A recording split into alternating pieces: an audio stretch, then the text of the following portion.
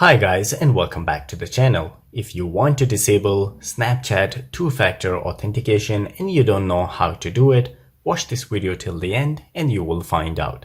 So to begin with, you need to open Snapchat application on your device. Once you do so, this is the default page that you will see. So you need to go to the settings. For that, you need to tap on your profile icon. From there, you need to tap on the setting. So once you access the setting, here just below password, you will find the option two-factor authentication. You need to tap on that one.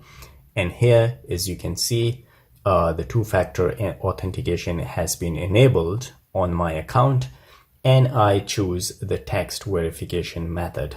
So if I want to disable it, all you need to do is to tap on here. So once you tap on that one, they say if you disable text verification, only your password will be required to log in to Snapchat on new devices. So guys, if I tap on disable, so two-factor authentication will be disabled on my Snapchat account. If you want to continue, you just need to tap on that one. I will not do it because I need the two-factor authentication, but this is the steps that you can disable two-factor authentication. So guys, if you like the video, don't forget to subscribe. I will see you again in the next video. Till then, take care.